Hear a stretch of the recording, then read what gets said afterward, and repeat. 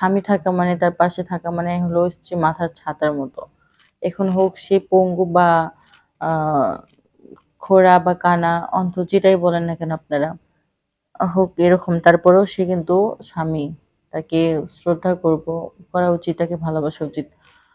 অনেকে আছেন অনেকের কথায় যাব না। আমি আমার কথাটাই বলি, আবারও চলে যাচ্ছি।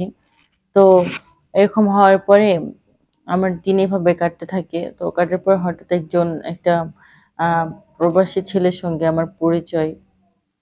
যেভাবে হোক পরিচয়, তারপরে সে আমাকে বলে যে আমাকে সে ভালোবাসে। আমার জন্য সে সব করতে পারে। আমাকে আমাকে আমার লাইফটা চেঞ্জ করে দিবে। আমাকে সে আরো মানে উন্নতির দিকে এগিয়ে নিয়ে যাবে। অনেক, অনেক লোভ দেখায়।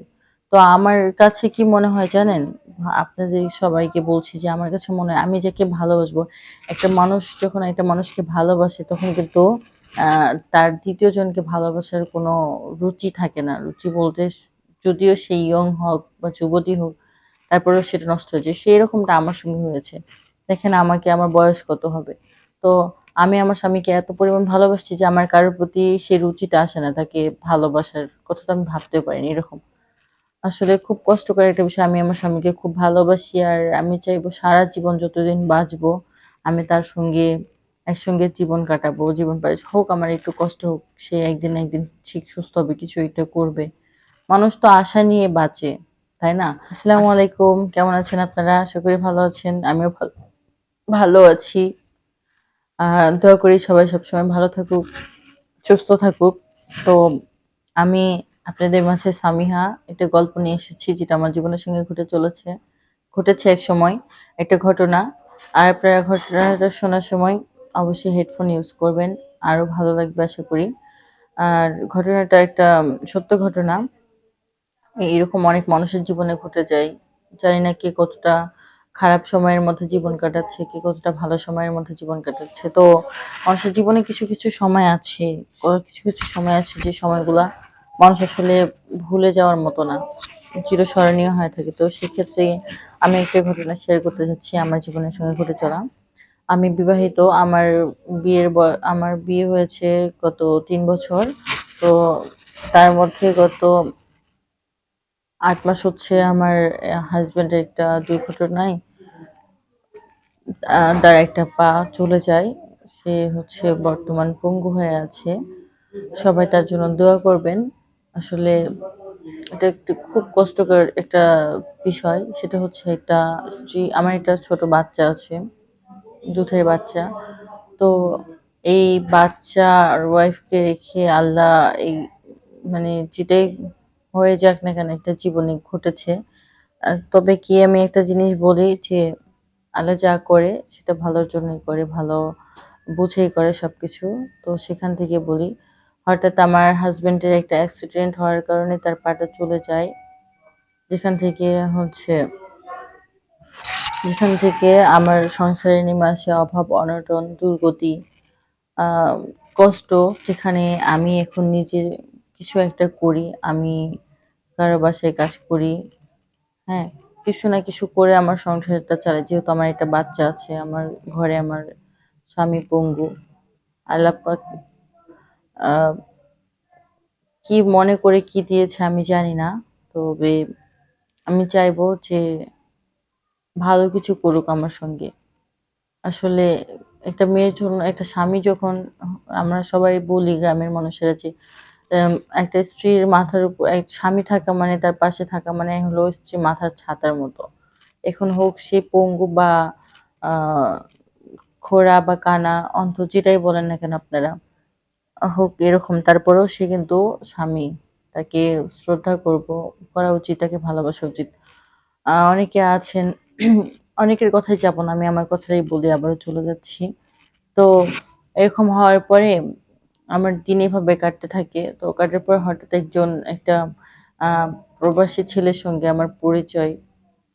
যেভাবে হোক পরিচয়, তারপরে সে আমাকে বলে যে আমাকে সে ভালোবাসে। আমার জন্য সে সব করতে পারে। আমাকে আমাকে আমার লাইফটা চেঞ্জ করে দিবে। আমাকে সে আরো মানে উন্নতির দিকে এগিয়ে নিয়ে যাবে। অনেক, অনেক লোভ দেখায়। তো আমার কাছে কি মনে হয় জানেন? আপনাদের সবাইকে বলছি যে আমার কাছে মনে হয় আমি যাকে ভালোবাসবো, একটা মানুষ যখন একটা মানুষকে ভালোবাসে তখন কিন্তু তার ২য় জনকে ভালোবাসার কোনো রুচি থাকে না। রুচি বলতে যদিও সে ইয়ং হোক বা যুবতী হোক, তারপরেও সেটা নষ্ট হয়ে যায়। সেরকমটা আমার সঙ্গে হয়েছে। দেখেন আমাকে আমার বয়স কত হবে? তো আমি আমার স্বামীকে এত পরিমাণ ভালোবাসছি যে আমার কারোর প্রতি সে রুচিটা আসে না। তাকে ভালোবাসার কথা তো আমি ভাবতেও পারিনি এরকম। আসলে খুব কষ্টকর একটা বিষয়। আমি আমার স্বামীকে খুব ভালোবাসি আর আমি চাইবো সারা জীবন যতদিন বাঁচবো আমি তার সঙ্গে একসঙ্গে জীবন কাটাবো। জীবন হোক আমার একটু কষ্ট হোক। সে একদিন না একদিন ঠিক সুস্থ হবে, কিছু একটা করবে। মানুষ তো আশা নিয়ে বাঁচে, তাই না? আশা ছাড়া কেউ কি কখনো চলতে পারে? কারো আশা না থাকলে সে কিন্তু উপরে যাইতে পারে না, এগোতে পারে না। সে তার জীবনটা ওখান থেকে স্থাপিত থাকে। তো আমার আশা আছে যে আমি ভালো কিছু করব, আমি সুদিন দেখব, ভালো কিছু আশা করব জীবনে। এই আশায় বেঁচে আছি। তো এভাবেই জীবন চলছে আমার। জানি না এভাবে কতদিন চলবে। আল্লাহ আমার জীবনটা এভাবে কতদিন কাটাবে। তবে আপনারা আমার জন্য দোয়া করবেন। আমার স্বামী, আমার সন্তানের জন্য দোয়া করবেন। তারা যাতে সবসময় ভালো থাকে এবং সুস্থ থাকে।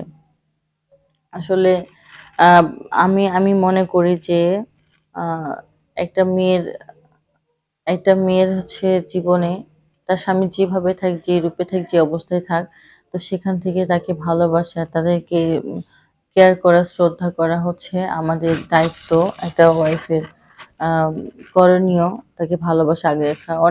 অনেকে আছে যে ওই অবস্থা হলে যে চালানোর ক্ষমতা রাখে না। আমরা কিন্তু বিভিন্ন টিভি চ্যানেলে, ইউটিউবে, ফোনে দেখে থাকি যে চালাইতে পারে না, রেখে চলে যায় অন্য কারো সঙ্গে সঙ্গ দেয়। আসলে এটা ঠিক না। এটা মনুষ্যত্বের পরিচয় হতে পারে না। এটা ভালোবাসার পরিচয়ও হতে পারে না। কারণ যে যাকে ভালোবাসে তাকে ছেড়ে সে কখনো যেতে পারে না। তো এইটাই কিন্তু আমরা হয়তো আবেগের বশে অনেক সময় অনেকে ভুল করে থাকি। আমি চাইবো আমার স্বামীর মতো আমি আমার স্বামীকে যেরকম ভালোবাসি আপনারাও সেরকম ভালোবাসেন। তাদের পাশে থাকেন। এরকম আ যারা আছেন আর সব স্বামীকেও বলবো তাদের ওয়াইফকে যতটুকু আ পারুক তার কাছে সারা জীবনের জন্য রেখে দিক। যেভাবেই হোক চালাক, একসঙ্গে সুখে থাকুক। এই তো জীবন এটাই। তো আ আশা করি আমি যা বলেছি আপনারা বুঝতে পেরেছেন কি বলেছি। তো এরকম মানুষের জীবনে অনেক কিছুই ঘটে চলে দৈনন্দিন জীবনে যেটা আমরা প্রত্যেকটা মুহূর্তে ফেস করি, যেগুলো আমরা প্রত্যেকটা মুহূর্তে আসলে ভাবি যে কি হচ্ছে, কি হতে পারে আসলে।